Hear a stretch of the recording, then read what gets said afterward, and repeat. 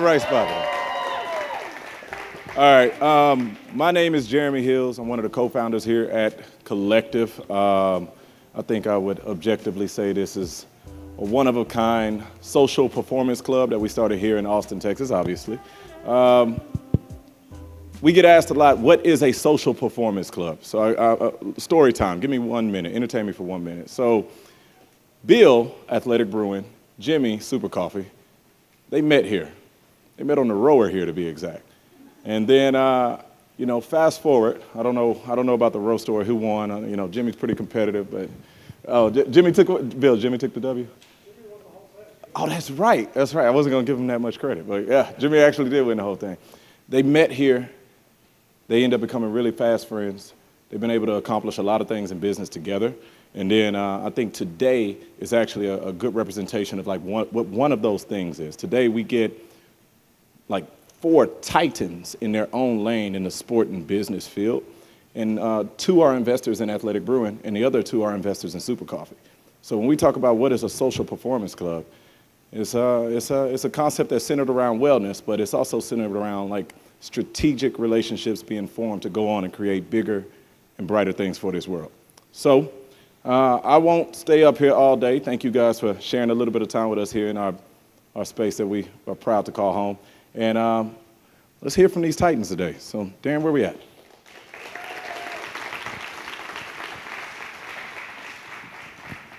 What's up?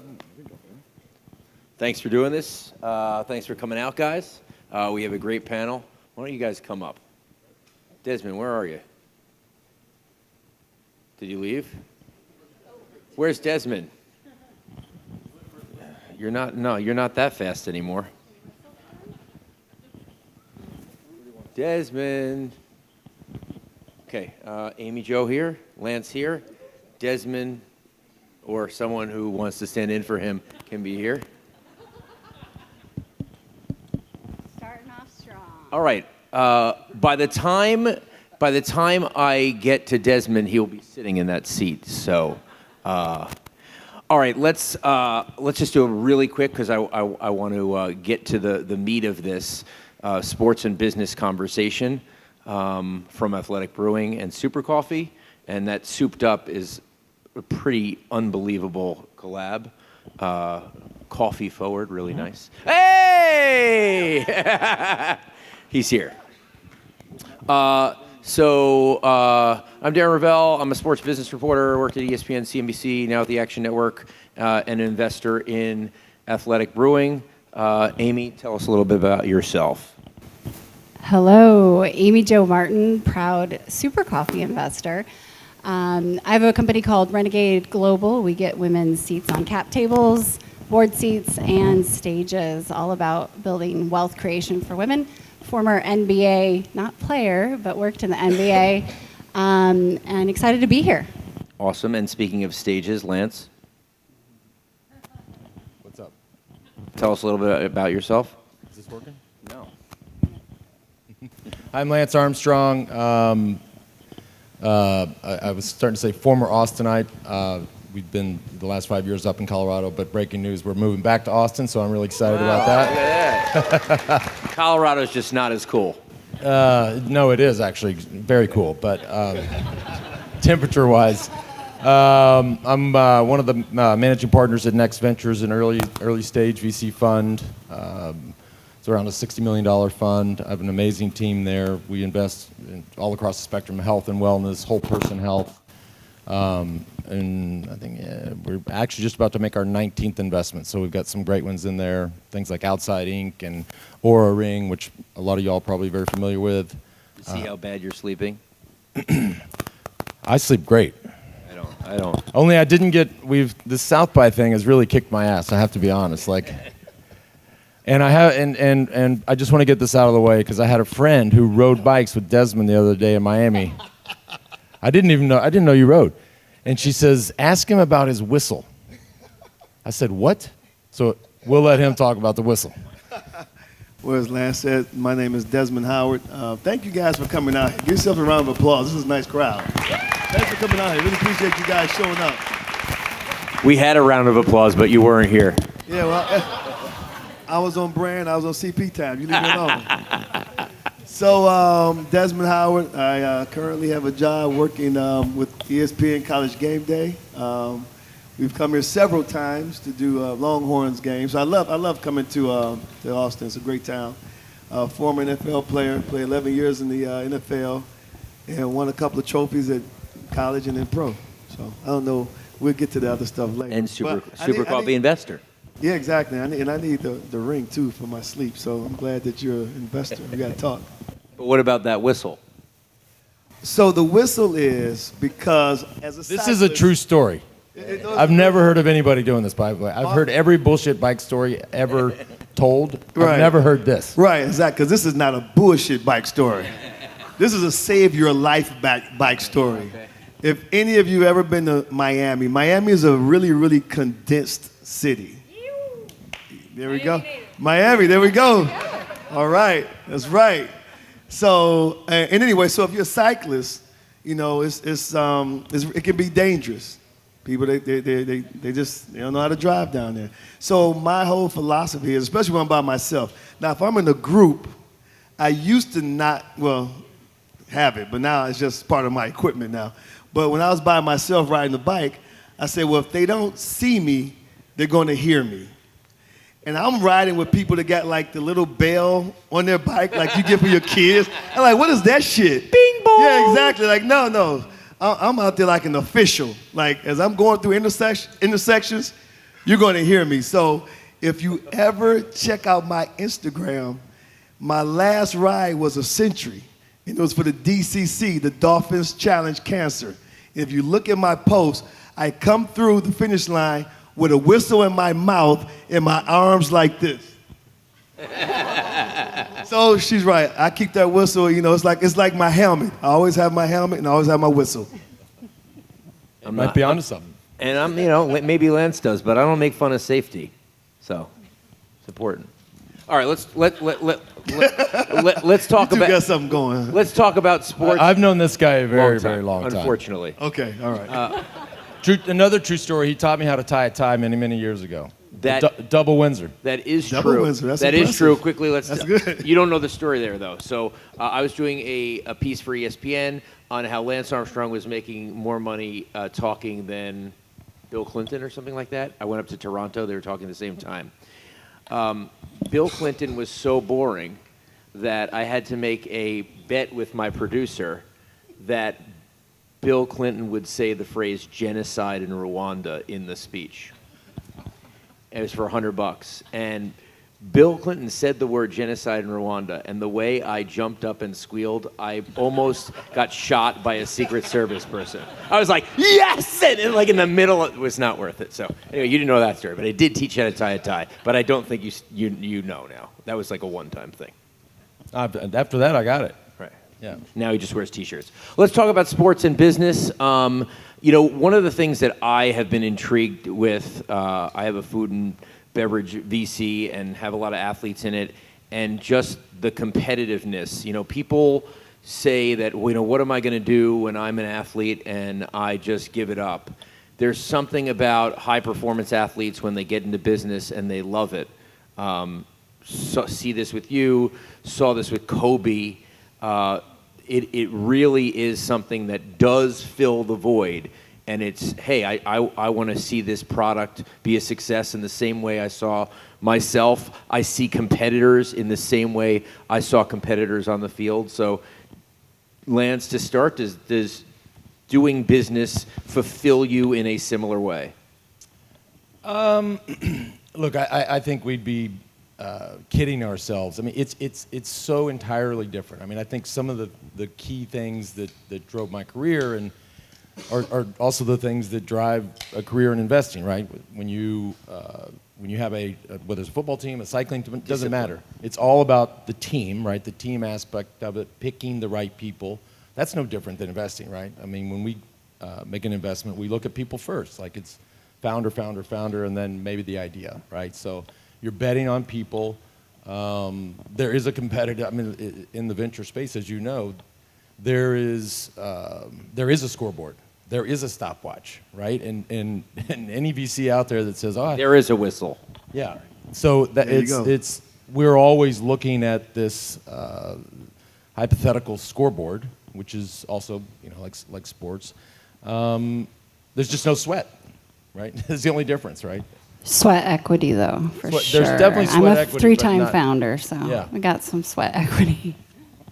Desmond, what do you think about the competitive nature of being an investor? Or what is it for you? Do you when you say I'm an investor in Super Coffee or you're watching a brand grow? Well, like Lance said, one of the things that you look at as an investor is not only the product but the people. And so oftentimes you invest in the person, in their vision, in their drive, in their hunger. And this another thing that Lance talked about, which is very important, especially for me as an investor, is coming up with the right team. Like Lance said, Lance was competing, they had a team, they had a strategy, and they had to execute. When I was on the football team, we have a game plan, we have a strategy, we had to go out there and execute. It's the same thing in business. You want to put together your team at a very young age. I graduated from Michigan in 1992, so now I'm tasked with putting together a team. We're talking about a financial advisor. We're talking about an attorney, an accountant. You got to put together this team, and I've been very fortunate. The only one that I've lost was my attorney. That's because he passed away. Everyone else is still a part of my original team. Same people? Wow. Yeah, part of my original team, correct. So that was a great point, and that's one thing that has been, I think, very key to my success as an investor and as a business person. You always want to surround yourself with the right team, especially at a young age. I went to Michigan, graduated, but still you're going into a world that you're not familiar with. And then once you exit the professional ranks, once I exited football, then I really got into the business and investing and things of that nature. Go ahead, Amy Jo. Well, athletes are used to being coached. They're coachable, right? So that feedback loop, we're craving it. But I think, look at the Super Coffee brothers, right? One of the reasons I invested was these guys are going to win regardless. There's no chance they're not going to win, right? Exactly. But also their demeanor and the fact that they understood their lane. So I think that when we look at founders, as an investor but also a founder, you want that tenacity because it is not for the faint of heart, right? We know most people don't do it for a reason. So I think that competitive drive, it's just another way to channel the adrenaline. Amy Jo, you have seen, throughout the past 15 years especially, athletes grow as brands themselves, and athletes also demand more from the relationships that they want to have. I mean, Kevin Durant has probably invested in 250 companies. I'll write a story when he doesn't invest in one. But what I'm saying is that now it is more of it used to be, okay, maybe I'll take a little equity, but I'll take cash. Now it's, okay, I'll take equity, and if I really believe in it, I'll take equity, and can you actually get me in to buy some more? So can you give me some of the timeline on how that's changed a little bit? Yeah, and even now I'll just go create my own product, right? You can keep your equity. I'm going to have, it's fascinating, and we saw that with Dwayne "The Rock" Johnson, who was one of my first clients with my first company, and that ecosystem shift of, okay, the playbook used to be, give me an endorsement deal, and my agents will negotiate and it'll be great, and then a little equity, and then all of a sudden, why would I even? But I think, like, looking at Lance and how early you adopted social.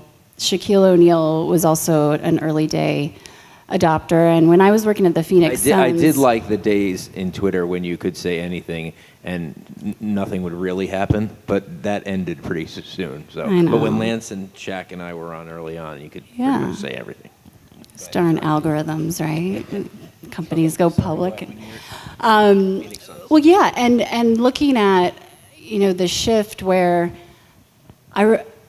there's an ability to negotiate influence if you really truly have influence that will convert, right? So it all matters when it comes down to conversion. And looking at whether it's sports or it's entertainment, the game has changed to where we're not just talking about how many impressions. We're talking, can you drive tickets? Can you drive box office sales? And so you might have two athletes that are exactly the same. Let's just pretend their stats are all exactly the same.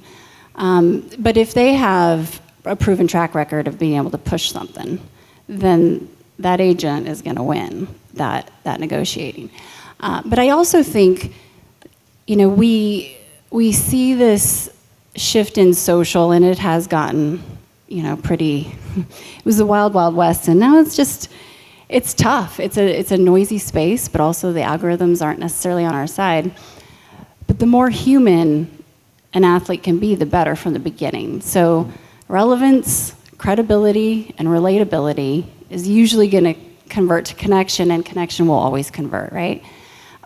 So showing a glimpse behind the athletics is huge. It's who's the human behind the Lance Armstrong, and who's the person behind the brand. That's where you can transcend a sport. Desmond, can you imagine NIL in your era when you'd have to do what you did and at the same time think about monetizing your brand the way that these guys have to do it? Yeah, I was cheated.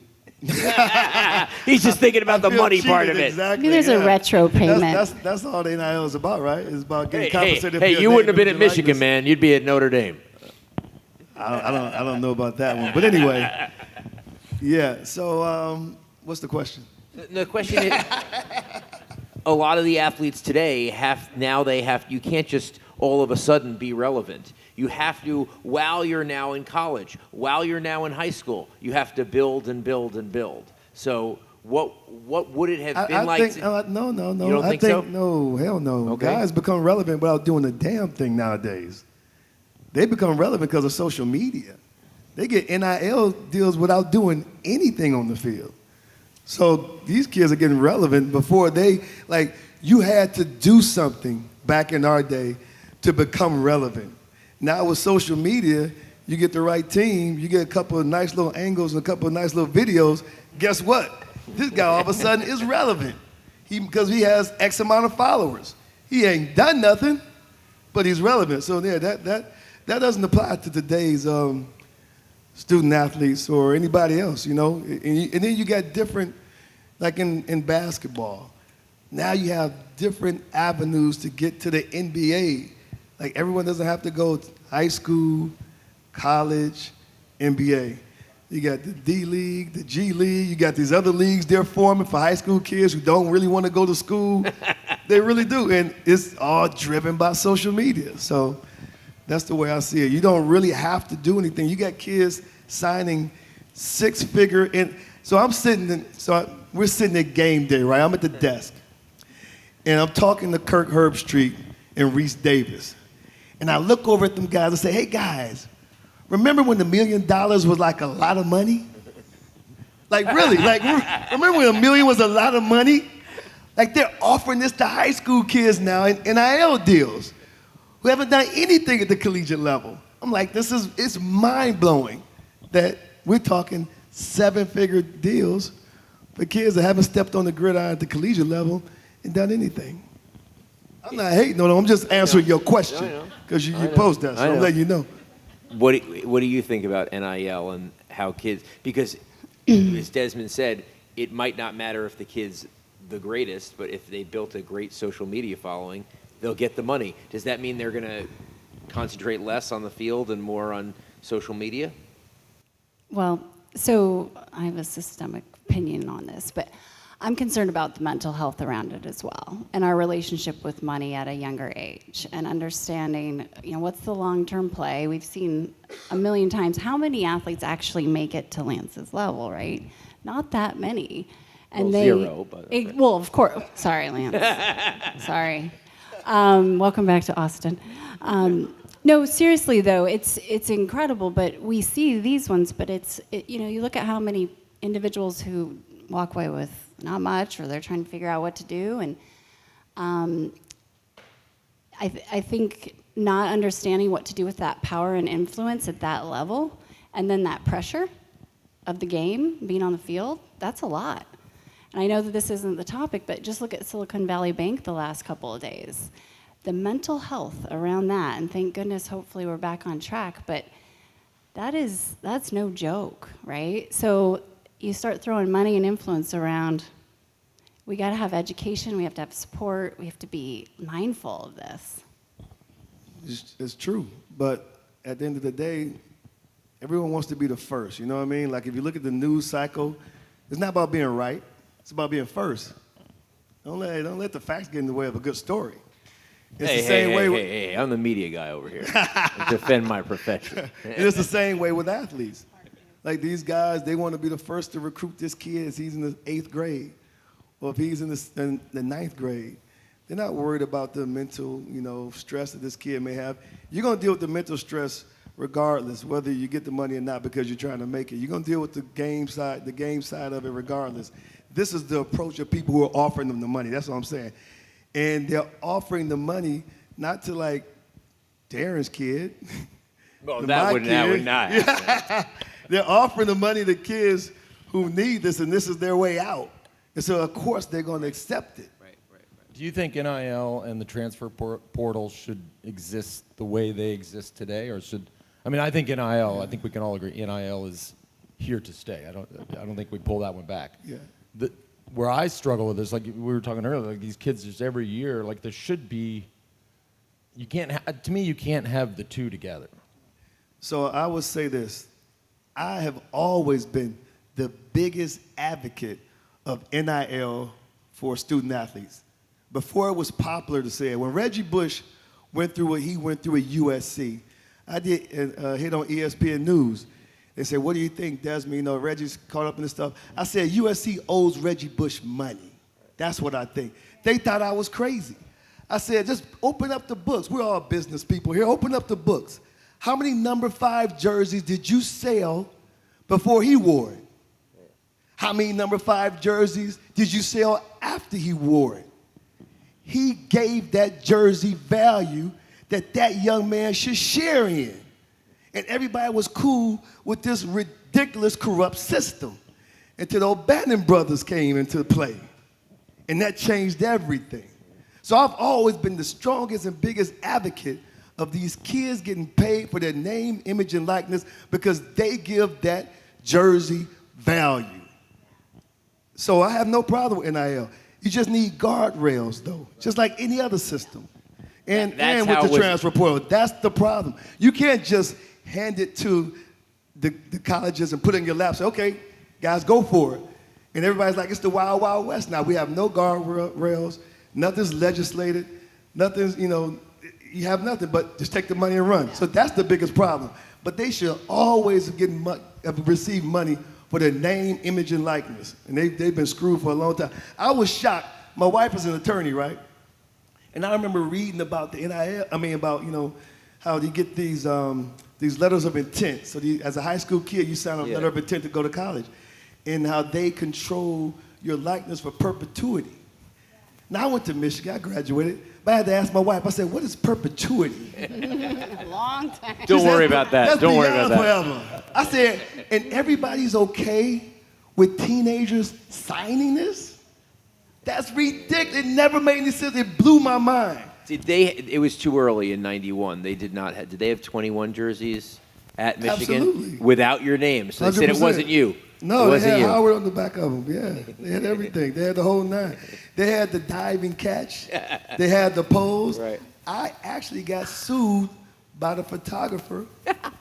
That's how crazy it is. You know what I mean? So, yeah, it was ridiculous, bro. Ridiculous.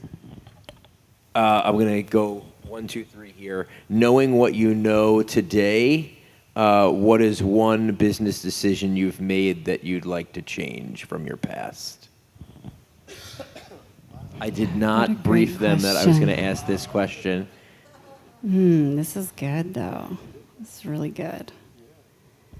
I would say. Glad I'm last. Lance, you want to go? We just touched on it, like, and especially kids that, like, I didn't grow up with any money, so, all of a sudden you turn professional in whatever the sport is, and then you get a team contract and you get endorsements, and it's just money. It's just cash. Like, whoa, this is cash flow. Like, this is income. It's amazing. Hands down, this is an easy one to answer. Like, I would have redone, and we just touched on it. I would have redone I only did an equity deal with one company, which was Honey Stinger, which has been a great deal for me. Everybody else just paid me, right? Which was nice and good, but we all know the story, right? Let's not kid ourselves. 10 years ago, I go overnight from hero to zero. Well, guess what immediately goes away? All these endorsements. Right. But what stayed? The equity in Honey Stinger. And Kobe was, Jordan obviously paved the way. Kobe was amazing. But all those things went away overnight. And so I would have just, look, the reality is in 1999, Trek Bicycles was doing $100 million in sales. I rode that bike for 7 years, won 7 tours. After 7 years, they were doing $1 billion in sales. So, we can figure it all out. No one else was riding a bike either. Just so it would have been better, and at least half of them to just take half money. I'm glad you didn't take equity in the Postal Service. No, that actually went the other way. They took it out of me. Billions of dollars. Yeah. Desmond? Amy was... Oh, Amy's going? Okay. Yeah, I'm still waiting for Amy. Yeah. So I think I had no plans of really becoming an entrepreneur in 2008, 2009 or whatever. I thought I'm just going to go out and consult and, design my own day and work with Shaquille and maybe a couple other sports teams. And we started to grow, and I'm in my late 20s, and we grew quickly, and I had zero experience of doing this. First time rodeo. And I had a lot of influence online, but what I didn't realize at the team was how important it was to build the team's influence and the company's influence versus let it all reside into one human. It's much more scalable when you do that, right? So I think just really understanding how you can have a value prop and intellectual property that can transcend yourself and not just be through one human. Because it becomes not only a bottleneck, but it's not a good business strategy necessarily. I never had like a really horrible investment. Desmond never made a mistake. No. It's just not a big mistake because I'm conservative by nature. And I was actually talking to my financial advisor about this because I said, I got to do this panel and I just want to bounce some things off of you. He was like, to be honest with you, we never really made a huge mistake. We made several small mistakes, but it's just like gambling. Like if any of you guys gamble, if you go out, any casino, my philosophy was I'm not going to bet more than I'm willing to lose. So if you take that philosophy and you use that in investing, then you never take that big hit. So I'm not the guy who ever went out there and was trying to get the grand slam. I was okay with doubles, maybe a triple every now and then or something like that. So I had losses, there's no doubt about that. But none that became like a major setback. And then more importantly, so my investment strategy changed as my lifestyle changed. And that's very key. You come out of high school, you come out of Michigan, 92, it's just you, it's just me, right? I got my father, my mother, I want to provide for them. I have siblings, I want to make sure they're okay. But then as you go through life and you get married, things start to change. Then you have children, things change even greater. And so should your philosophy towards investing and towards business. And that's when things start to really shift. Because now I supported my siblings, my parents, but now I'm a provider. I am the guy for my wife and my children. And so now I'm at a point where I'm trying to build a legacy. And that's when the equity play comes into the factor. I love that you talked about that because we were just collecting checks and we're good. Oh, okay, this company's gonna give me, $10,000, $20,000, great, blah, blah, blah. But now it's like, no. As you build a legacy, you wanna start to get the equity because that's the biggest play. I actually made a mistake with the people part of it. I always thought I loved going to a supermarket. I loved looking at what was on the shelves in a supermarket, and I always looked at the product first, and I fell head over heels with the product, and I invested in a product that was an incredible product, but just didn't have the right person running it. I'm glad that mistake was made, because then I find people like Bill at Athletic and other people who I see have it, but it's. Thanks for getting me in that deal, by the way. That was a great deal. Well, and can we talk about that for a second? So Darren and I do a lot of deals. guys cut each other into the deals all the time, right? And I'm fortunate that I have an investor mentor that maybe 10 years ago we were at happy hour, and he's like, beep, bop, boop. I just got into BarkBox. And I was like, you just what? And he's like, yeah, I just, invested. And I said, well, what do you mean? Like, can I get in? And I just started to understand and ask the silly questions. And all of a sudden he was like, yeah, come on. And from then on, I was kind of in the loop, and I was learning and asking these questions. And then I got to see more deal flow, and then a little more. And then we can start offering it to each other, right? But if it weren't for the men in my life who sent the elevators down, you get in, you get up, and you send them back down to the women, then I wouldn't be sitting here right now. And so I think just reminding ourselves, yeah, women invest too, and it's really important, especially for female athletes, because we know they're not getting paid the same, that they think about their wealth creation post-athletic career while they're in a prime of influence. So what's cool about Lance, he is a venture capital firm with Melanie Strong, and that duo together is power. So we have to remember those bridges and the proximity are important. And there's a lot of women out there that are ready to write checks, and they are, and we're seeing it. So I just appreciate that. They can write me checks. Not for you, sorry. but it's important. It's important discussion because that's exactly what's happening. And Jimmy got me into Super Coffee. Well, why? Because Baron Davis was one of my first investors. He found out that I knew BD, and it's all really relative. But you do see that in the past 5 years, because it used to be on the cap table, it was the husband's name, even if it was two athletes. And now you see one of my companies, it's the husband has a line, the wife has a line, the husband has a line, the wife has a line. They have their own lines, and it's not because they don't have joint accounts in a bank. It's because they want to have their own line, and they are each their own owners. So I think that's actually happened. Do we want to do a question or two? I feel like we should. From the audience? Yeah. It's got to be a really good question, though. If it's a bad question, I'm going to say no. Who's going to vet these questions?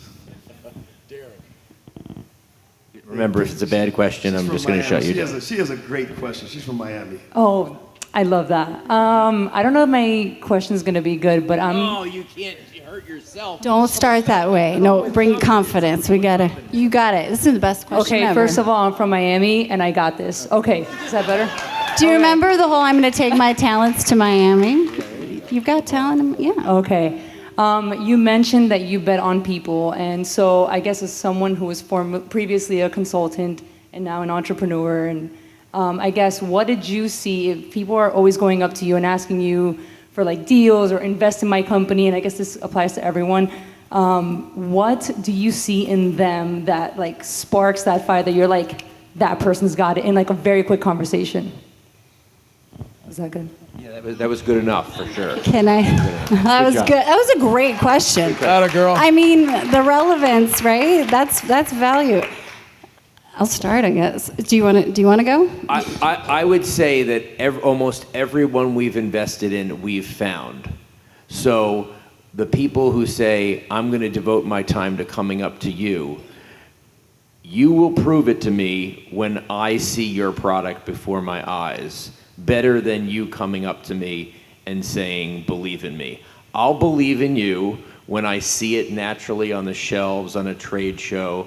I think people are always, they want to rush the process, and I do think there's something to having confidence, but almost everything we've invested in, we saw, and someone proved it to me by what was out there instead of coming up to me and saying, invest in me. If that makes sense. Absolutely. And here's the way I look at it, and I love this analogy. So Tony Hsieh, the CEO of Zappos, was a friend, a mentor, and my very first investor.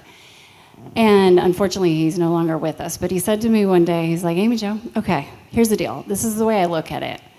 You've got your surfer, you've got the surfboard, and you've got the wave. The surfer's the founder or co-founders.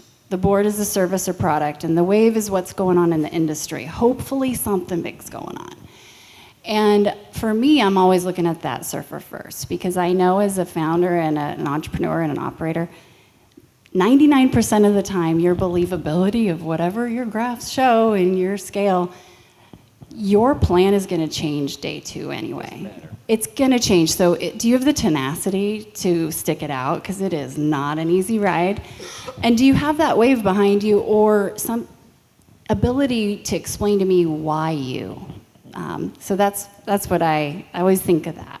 It's why Shark Tank isn't a show about products. It's a show about people. Yeah, and I think it's just at least for me and for us, it's almost like it's just a spidey sense, right? Any time a lot of people know the Uber story. I mean, I didn't invest in Uber. I invested in a VC firm, and I invested in a guy. I met Chris Saka, and I was like, boy, this dude talks a lot, like a lot. But he's smart, he's connected, and I'm gonna bet on this. I'm gonna bet on this guy. I didn't know he invested in Uber. Right. Same with DocuSign. I invested in Brad Silverberg. You're investing, but all of those, I was like, these guys are gonna figure it out. Like, so you're betting. But I so many times I say the least on these diligence calls on my team. And we have 4 people on the team. I'm like a distant 4th when it comes to brains but it's just and I think we all know this. Like, it's just something there. You're like, okay, this person's gonna figure it out, or like, this person sucks. Like, I'm getting off the call. Like, Bill's a great example. Bill at Athletic Brewing. Like, from the first call that we did, I was like, this kid is gonna figure this out. Like, he is gonna crush it. I'm in. I agree with Lance, and I think as like high-performing athletes, you understand that there's a drive that's there. And sometimes if you get an opportunity to speak to somebody like in front of a Lance or whoever, like in front of a Kobe, then they may see that in you. And as an athlete, I see that in people who I talk to. So you do have that opportunity to speak. Don't get me wrong, the product is going to be something that you have to believe in too as an investor too. But you are the product. You're selling the product to us as investors. So your sales pitch is what's really going to sell the product, but even sell you to us. So as a high-performing athlete, there's something about the drive that you may notice in a person. So when I talk to Jimmy, I'm like, these guys, they get as a group, as a unit, they're going to figure it out. They're hungry, they're competitive, they're smart. They're going to figure it out because, like Amy Jo said, it's not going to be an easy ride. Things are going to change. You're going to hit road marks. You're going to hit roadblocks. You're going to hit barriers. But you have to believe in that person that they can also figure it out and muscle through the adversity. I did a bunch with Kobe, and there were only so many people he would do deals with, but they'd be the same, obsessive, crazy people who would answer a text at 3 a.m. We did the deal with him in Body Armor with Mike Rapoli, and there are very few people in the world who are like Mike, who are like Kobe. The Body Armor product, which Kobe invested $6 million in and returned over $440 million, that first product was actually not good at all. And the founder would admit that. He legitimately invested in Mike, who did Vitamin Water before, and invested in their friendship and how crazy Mike was in the same way Kobe was shooting free throws, in a gym when no one else was in it. But I think that story is, like, just think about that first. Kobe Bryant could have said, just give me, I'm Kobe Bryant. Like, I'll drink your drink and go on your TV ads and billboards. He put his money $6 million. Like, I know Kobe was making a lot of money. Yeah. $6 million is a lot of money. Yeah. I mean, that takes some guts to make that bet. And if it's true, which I believe you, that the product wasn't that good. Yeah. Right. But here's I mean, that's why he's sort of, So the I mean, he's question on the is- Mount Rushmore. You know, I think MJ's there. I think Kobe's there. Yeah, I think Shaq's done a absolutely. great job. So the question is, did they change the product, or they changed Yeah, the marketing behind it? No, they kept changing it and changing it and changing Kept it. working on the product. Yeah, The product they- got better. Yes. Okay. Oh, she. I mean, her She's hand. going to like, ask a good question based on her enthusiasm she was alone. trying to hit the Whoa. ceiling with that hand. She was like, She's like, give me that mic. Name. Can I guess your name? Go ahead. Charlene. Oh, close, Nicole. This, it's got a few of the same letters. So a week and a half ago, we launched Austin's, we're doing the marketing and partnerships for Austin's first women's professional sports team, which is amazing, the Texas Smoke. It's a women's fast pitch team. And our purpose is to create new professional standards for fast pitch as a whole, but also to create new precedents in earning potential for all women professional athletes. And so we created something called an athlete care program, where we're going to provide training for those that cannot do NIL deals, but now have different kinds of deals in the current landscape. So what are your top 3 things that we need to offer as training to these athletes this year for their season, that what has to go in this program that you think to help them? Yes, so we are going to bring them deals. We are not agents as an organization, so it's a first of its kind program that at no cost to the athlete, we bring them deals that have more zeros by personal monetization, like tailored monetization strategies. And so, but also training. So from tax strategy, from branding, from whatever they need per athlete on our team, we will provide that to them at whatever level they need it. And then bring them corporate partnership deals that do not tap into current sponsorship dollars. They go through different budgets that have more money. And so what training do they need to be able to utilize all of those things? Thank you, Nicole, for the question. So first of all, they need to join Renegade. I mean, you teed that one up for me. Obviously, personal branding is huge, and you don't brand yourself, you are yourself. That is your brand. However, being able to grow that connection with fans, but also with anyone else in the industry is going to be big. I would say that's where I would start, is looking at how can they scale their time using social to make the biggest impact, but do it in a smart way, Well, I was going to say, because social media is a double-edged blessing or a sword. curse, right? So we saw the basketball player goes on IG Live, so you can obviously all of these platforms, if done correctly and strategically, are amazing. But if you're on IG Live at a strip club with a gun, Right, yeah. that's a a problem. mad lib that That's will never result in you it not being at the top of Twitter. It goes both ways. That's By why the we way, need training. what's the logo? Was he Is not? it a What smoker are you or- laughing you're at? right. What are you laughing at? Why would you go on IG Live at a strip club? Like, it's the dumbest thing ever. Was it not a strip club? Yeah, Yeah, you're he exactly was. right. And I thought I got it right. Yeah, No, you're right. You're on point. My thing is like, why would you do it? It's just so stupid. Yeah. So it's so much potential, right? I mean, this kid has Absolutely. It's all right there. He could potentially be the face of the NBA. Yes, it's right there. That's what's right there for him. And on social media, you can even say rational things and still trend above Jared from Subway, which happened to me.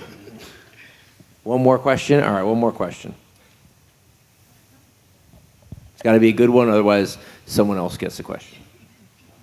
Were you, before you ask the question, were you, no. Hi. I'm a guest that you had breakfast at the cafe this morning. I did. I did. Was it called No Say? Yeah. Okay, it's just my intuition. Go ahead. Okay. Sorry, I lost my voice, but my name is Yumi. I'm in the wellness space. I provide stretching, meditation, and yoga classes at the airport. So if you have a JFK in New York in September, come. We'd love to take care of you.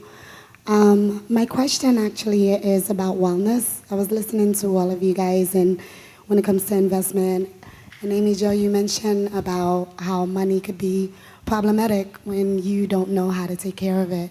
And we've seen that with many athletes, but also people being taken advantage of So I wanted to know, what do you guys think about mental health overall? Because I do see that in the sports world, that's something that's not really being taken advantage of. And some people are really struggling deeply, and whether it's getting canceled or just making poor decisions that many of us get to take another chance at, they're struggling. And I want to know, what are some things that you guys do to help improve that for yourself and for others?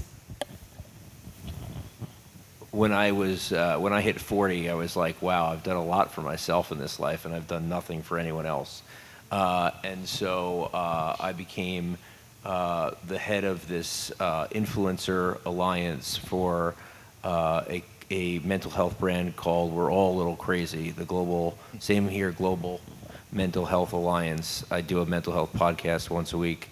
And the issue, and Desmond before was talking about the media, the issue is that we all take mental health and what happens in mental health in the media as one-off, and we never synthesize it, we never put it together.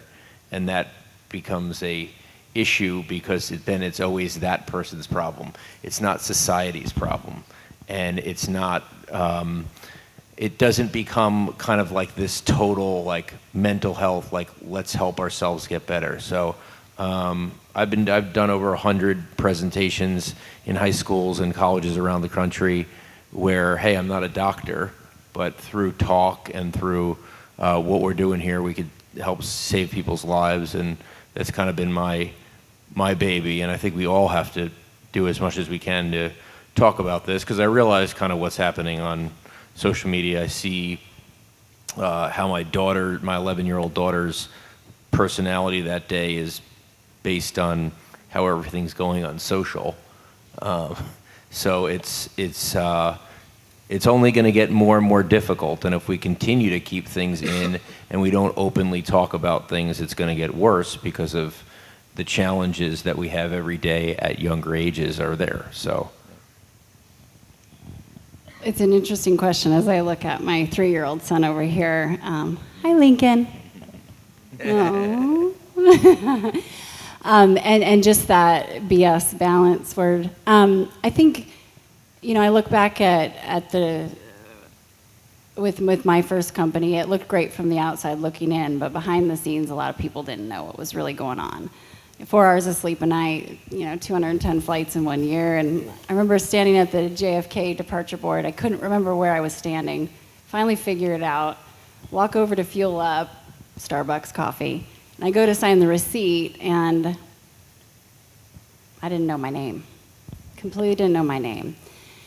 And we were just on a rocket ship. This awesome, story, play-by-play, telling it, talking to Darren, and he's writing articles. And I walked over and I sat down, and I realized I was an emotionally and physically bankrupt millionaire in my early 30s. And it was one of the worst days of my life.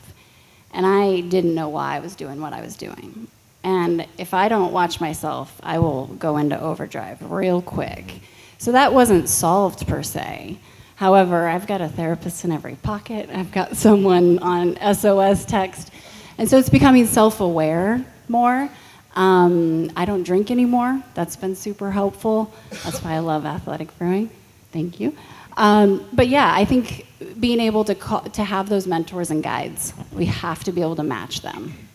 And I think I gave a big talk at HLTH, the big health tech conference a few months ago, and this issue came up of mental health. And the reality is there has been a stigma around this. Now, I think that is fading, but the point I made at HLTH was we almost need to rebrand. I love rebranding stuff. Like Las Vegas rebranded themselves. They went from gambling to gaming. The oil industry went from, they went to the energy sector. Yeah. The liquor business went from liquor to spirits. So that you can wordsmith these things. So my proposal at HLTH was like, as the stigma starts to fade, let's just rebrand the whole thing. Like, let's not call it mental health. Let's call it mental fitness. Because people always want to be like, yeah. They say the phrase that they always say is 1 in 5 have mental illness, and it should be 5 in 5 deal with mental health, right? Like anyone can have PTSD over something that happened in that day. We're on a continuum. Right. And in the sports world, you've seen it like in, 20, 30 years ago, you didn't know if Michael Jordan was having a bad day or if Joe Namath was having, you didn't know. But, then you start to see it creep in. When I first saw it creep in, it was with Michael Phelps. Like he still busted his ass and trained and won all those gold medals, but he was also starting to be transparent. And then fast forward to Simone Biles when it really was a problem, right? And so, I think, and Michael's been very open about this, which is obviously super brave. Obviously, Simone's been open about it, but it's high time that we understand. I believe it's a great question, and when I mentioned to Amy Jo that I'm a person that women can write checks to, I meant because I have a company. It's 21 at 50, and it's to address health and mental health, wellness and fitness. And you talked about wellness, and you're big into wellness. I'm big into wellness too, and I really became big into it once the pandemic hit, and that's when a lot of people started to really rebrand themselves. Right? You had to find yourself because you spent a lot of time with yourself. So I'm glad you asked that question, and that's what I meant by they can write some checks. Okay. So I think they're very Redeemed yourself. Yeah, thank you very much. Appreciate it. Full I got circle. to clear the air before I leave here today. Yeah, Make that's sure good. me and Amy Joy still tight. So, so I, as an individual, things that I would do is like, I think fitness is a way to like reset, to clear your mind. Yoga is a great way to reset, to clear your mind. We talked about the whistle, and I'm a cyclist. It's just me, the road, and my thoughts, and that's therapeutic for me. So I would always say you need to find what works for you, whether it's, it's reading, whether it's being out in the sun, whether it's going to yoga. You also have to find what lets you just be present. See, when I'm riding my bike, I'm present. When I'm working out, I'm present. You have to have blinders on and get all those exterior factors out of your mind. And that helps you reset mentally. So that's, something that I'm very serious about, and I'm glad that you asked that question. And I hope you enjoyed your meal at the cafe. And like you, I lost my voice too. Was it something in the food? I was going to say. Okay.